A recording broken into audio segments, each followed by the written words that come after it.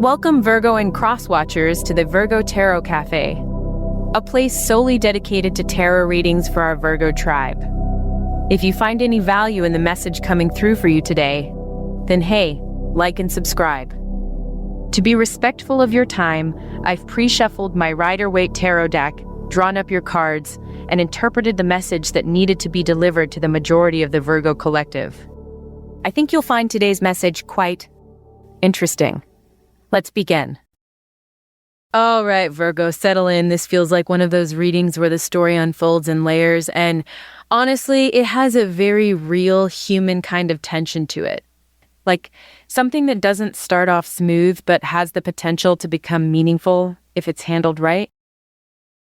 Let's start by sitting with each card on its own before we weave them together.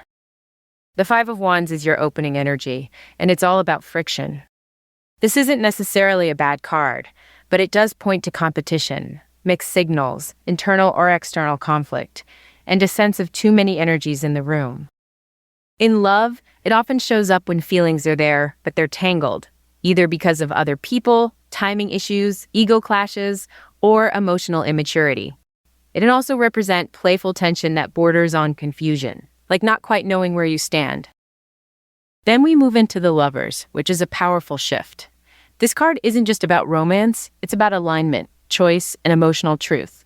It represents a genuine connection, something that feels significant, almost fated. But the deeper layer here is that the Lovers always asks, will you choose this fully and consciously? So there's real emotion here, but also a decision point. And finally, the Four of Wands. This is your outcome energy, and it's one of stability, celebration, and emotional security. It's the right card of building something solid, feeling safe with someone, and even milestones like commitment, moving in together, or defining the relationship. It's warm, grounded, and happy, but it comes after the chaos of the Five. Now let's blend a story together, because this spread is very much a journey through confusion, realization, and then stability. So, how does your love interest feel about you?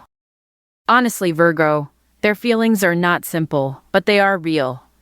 The Five of Wands suggests they feel a strong pull toward you, but also feel conflicted.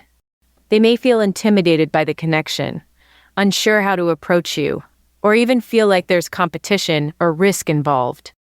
But then the Lovers comes in and clarifies everything beneath that noise.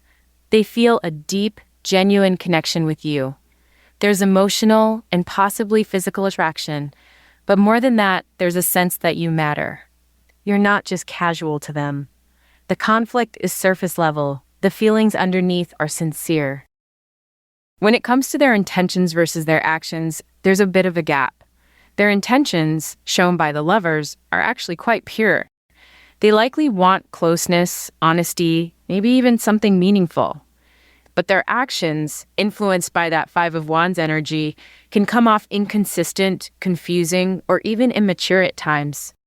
They might flirt, pull back, re-engage, or act competitively instead of vulnerably.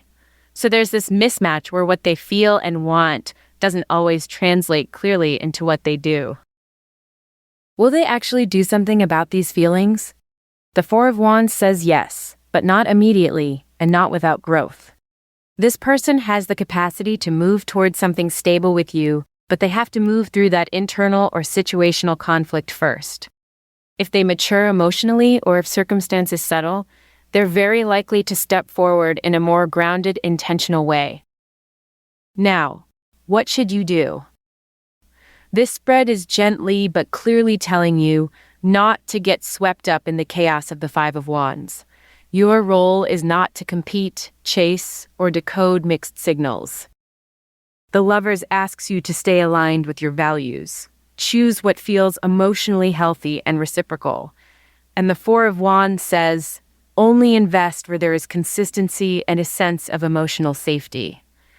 Basically, don't meet confusion with more effort. Meet it with clarity and boundaries. Looking at how this connection unfolds over time, it starts messy, no question. There may be back and forth energy, misunderstandings, or timing issues early on, But if both of you move through that honestly, it has real potential to stabilize into something joyful and secure. The key is whether the conflict gets resolved or just repeated. Now, signs to look for. This is important. Green flags in this connection will look like them choosing clarity over games. You'll notice them communicating more directly, making plans and following through, and showing up consistently instead of sporadically. When they start acting in alignment with how they feel, that's your Four of Wands energy beginning to emerge. Red flags, on the other hand, will mirror the Five of Wands. Inconsistency, hot and cold behavior, unnecessary jealousy or competition, or making you feel like you're one option among many. If you constantly feel like you're trying to win their attention or decode their intentions, that's not the healthy version of this connection.